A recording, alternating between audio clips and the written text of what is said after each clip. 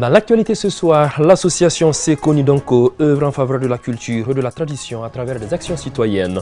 Des actions suivies de très près par l'association des chauffeurs conducteurs routiers et artisans du Mali-Croix qui vient de remettre aux membres de Sekoni-Donko des tableaux en guise de reconnaissance. Créée dans le but de défendre les intérêts matériels et moraux, l'association des élèves étudiants se livre souvent à des actes de violence causant des dégâts énormes. Un état de fait contraire aux textes qui régissent l'organisation. Nous en parlons dans cette édition. Voilà donc pour les titres de ce soir. Merci de nous recevoir chez vous. Très heureux de vous retrouver. Bonsoir et bienvenue. Je vous l'annonçais au sommaire, reconnaissance du mérite. L'association Sekoni-Donko Yere-Woloton de Koulouniko vient de recevoir des tableaux. Une initiative de l'association des chauffeurs conducteurs routiers et artisans de Mali-Croix. Le but, contribuer à valoriser le secteur informel et encourager cette association qui œuvre pour la promotion de la culture et de la tradition. Dala Traoré. C'est pour valoriser le secteur informel à travers la promotion de la culture malienne que l'Association des chauffeurs conducteurs routiers et artisans de Mali-Croix a remis 3 tableaux de reconnaissance à une association qui œuvre pour le développement de la culture et de la tradition, dénommée Sekoni-Donko Yere-Woloton, basée à Koulouniko, une localité située à proximité de Samé et Lassa. Maintenant, le secteur informel représentant 80% de la population malienne est laissée pour compte. Donc nous avons jugé bon de valoriser ce secteur informel au nom de tous les artisans, tous ceux qui s'y trouvent là-dedans, pour qu'ils puissent être pris en compte par l'État. Nous avons vu bon que le pouvoir actuel en place, qui est la transition, est venu avec une idée. Cette idée, nous la saluons. Notre partenariat nous a conduits ici ce soir à Koulouniko. Les bénéficiaires ont fait une démonstration de leur savoir-faire, une manière de dire aux donataires qu'ils sont contents de leurs gestes. Nous sommes très contents. Nous avons su montrer le bon exemple aux jeunes pour ce qui concerne notre culture. Nous en sommes fiers.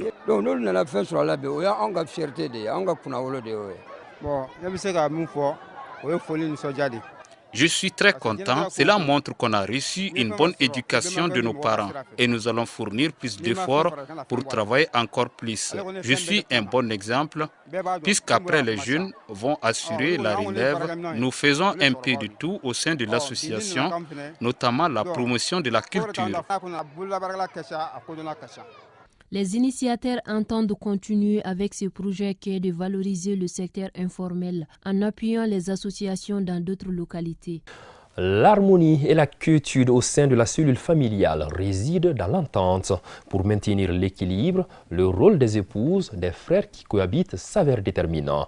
Mais hélas, le contraire semble se produire de nos jours dans nombre de nos familles. Une situation déplorable qui rend difficile et même très difficile la cohabitation. C'est ce que nous explique Mancha Traoré.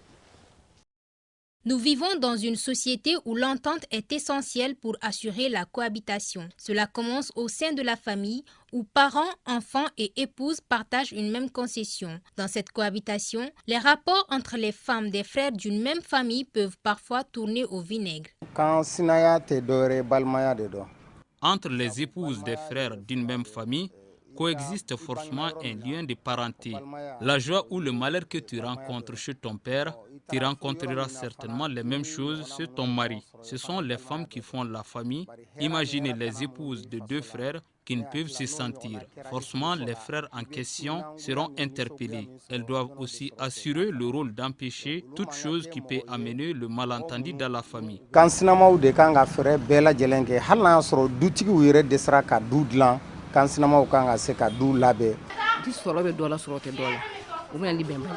C'est la situation financière qui provoque la méchanceté entre épouses des frères. Cette situation peut aussi entraîner la jalousie entre les épouses. Cependant, certaines, tant bien que mal, arrivent à maintenir l'équilibre. C'est le cas de ces 2 dames dont les maris sont frères. Ainsi, après 3 ans de vie commune, elles se considèrent comme des sœurs. Venant toutes les 2 de grandes familles, elles ont su s'adapter rapidement au train de vie de la famille Koulibaly. C'est l'éducation la base.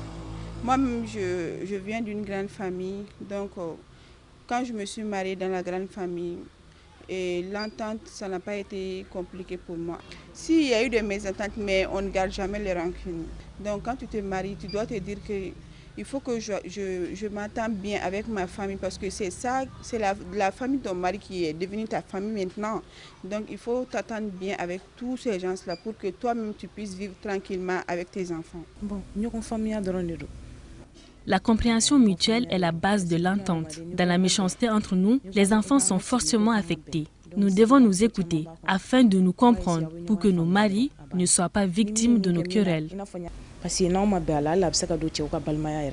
Dans notre société, les épouses des frères sont aussi appelées sœurs. Cela afin qu'elles cultivent le bon vivre dans la famille. Ainsi, l'entente ou la mésentente peut dépendre en grande partie de la situation que les épouses trouvent dans la famille.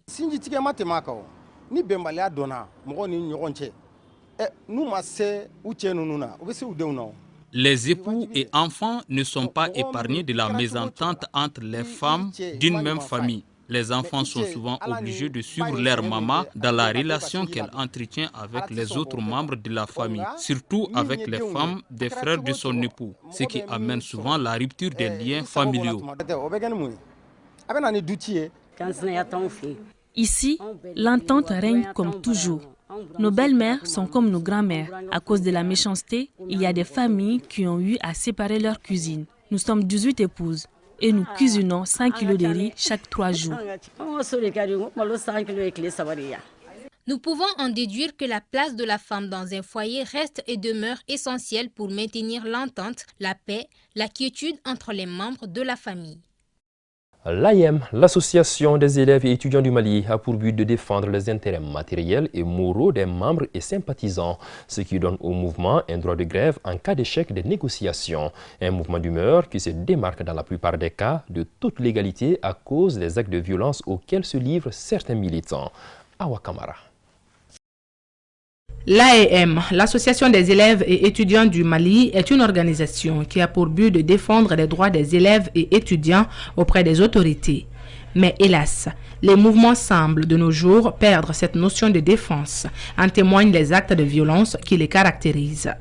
Un état de fait qui est de nature à hypothéquer l'avenir de l'école malienne. Ils sont là pour défendre nos causes. Mais dans cette défense de cause, nous remarquons que les étudiants ont vraiment peur d'eux. Parce qu'il y a vraiment des violences vis-à-vis non seulement des étudiants mais aussi entre eux. Ces dernières années, on a constaté que l'AEM parfois déborde de sa mission, qui est parfois celle de défendre l'intérêt des élèves et étudiants du Mali. Maintenant, il arrive parfois que l'AEM essaye de faire de la pression sur l'administration pour pouvoir changer le fonctionnement normal des choses. Donc ce qui est une approche déplorable. Et à notre avis, cela ne va pas dans l'intérêt des étudiants. Certains membres de l'association estiment que ces actes de violence sont indépendants de leur volonté, pointant un doigt accusateur sur la non-satisfaction des doléances soumises à qui de droit. On envoie un préavis de grève. C'est-à-dire pour avertir l'administration, voilà tel problème nous avons, nous sommes confrontés du point de vue pédagogique. Si dans la lutte, le préavis n'a pas été pris en compte, d'abord nous engageons encore d'autres démarches, nous privilégions le dialogue auprès des personnes et ressources, et même les parents d'élèves font partir, même les agents de l'AEM font partir, même d'autres personnes et ressources font partir, on les démarche pour qu'il y ait intérêt d'entente et des résolutions par rapport à ces problèmes. Donc, nous attendons une grève de 24 heures, de 48 heures, de 112 heures. Les grèves illimitées, souvent, ce sont des actions plus fortes. Mais notre mission n'a jamais été des marches. La grève en est l'une des dernières phases et aussi souvent nous marchons. Si l'État aussi nous autorise, même les marches, les sittings aussi, nous les faisons dans la légalité. Aujourd'hui, les vrais militants et militantes de l'AEM ne sont plus violents. Si vous voyez des violences, c'est que ce sont des éléments extérieurs qui viennent souvent pour d'autres fins. Et aussi, c'est triste de le dire aussi, il y a des leaders vraiment violents souvent dans l'AEM qui aussi utilisent ces moyens pour parvenir à leurs fins. Pourtant, ces actes de violence constituent une exagération du droit de grève. Quelle que soit la gravité de la situation, l'esprit du dialogue devrait toujours prévaloir pour une résolution pacifique des problèmes auxquels l'AEM est confrontée. Faire du sport un facteur de rassemblement des élèves, c'est l'objectif que s'est fixé le bureau de coordination de l'AIM, l'association des élèves et étudiants du Mali. Le mouvement vient d'organiser la première édition de la Coupe interlycée sur le terrain de Daoudabougou de la commune 5. Au total, 8 lycées ont pris part à cette compétition, dont la finale a opposé le lycée Planète au lycée Nietasso. Bakari Kabadjakite. La première édition de la Coupe interlycée de la commune 5 a connu son épilogue ce jeudi au terrain de Daoudabougou.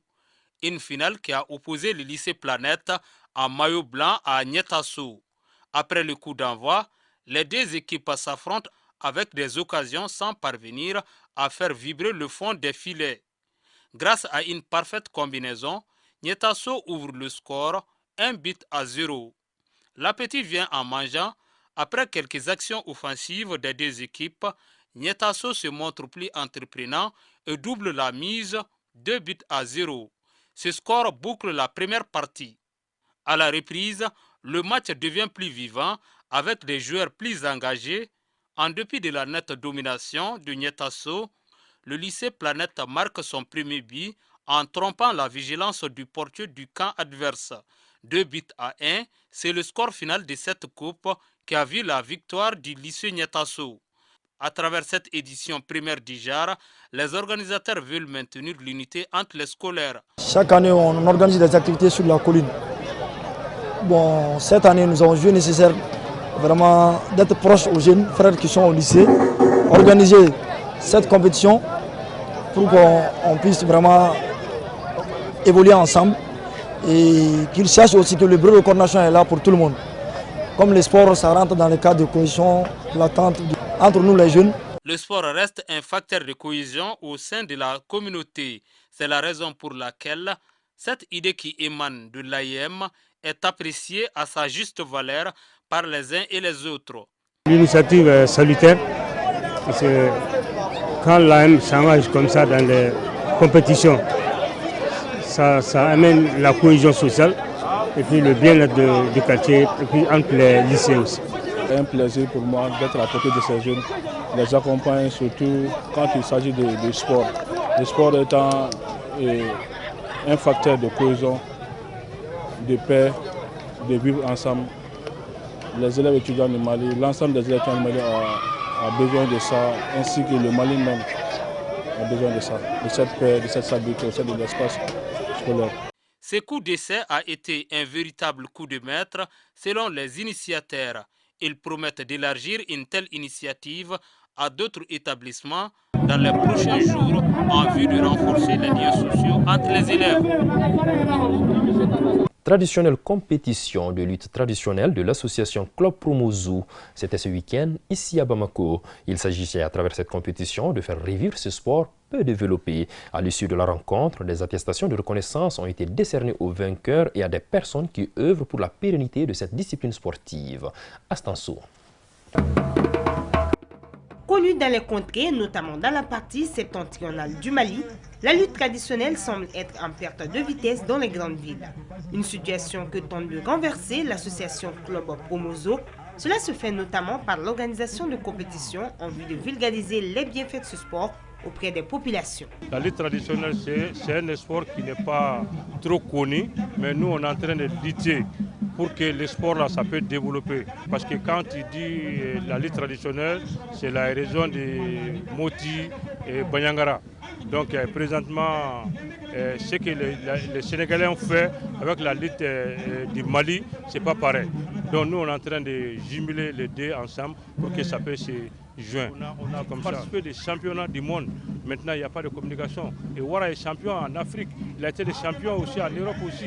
Il a participé en Europe, mais s'il n'y a pas assez de communication, c'est ça qui nous manque aujourd'hui. Organisée 2 fois par an, la présente compétition est mise sous la houlette de Sireba. Ce dernier ambitionne de créer un cadre de rencontre entre les lutteurs de la sous-région. Dans les temps à venir, c'est de voir avec lui comment est-ce qu'on peut organiser une rencontre sous-régionale et faire une fête inviter tous les adhérents et qu'il y ait des Burkinabés, lui en tant que Burkinabé. Mais la fête traditionnelle, cette lutte-là, nous l'avons surtout vue au Sénégal. Et nous espérons qu'avec lui, on pourra trouver une solution d'entente pour que les temps à venir, qu'on puisse inviter des Sénégalais, des Burkinabés, Maliens, une rencontre sous-régionale. Présente depuis plus de 2 décennies à Bamako, l'association Club Promozo se veut être un espace où la lutte traditionnelle est ouverte aux femmes au même titre que les hommes. Voilà, c'est l'essentiel qu'il fallait retenir de cette édition de ce mardi soir. Merci de l'avoir suivi. Restez fidèles au programme de ORTM2 et très belle soirée à tous.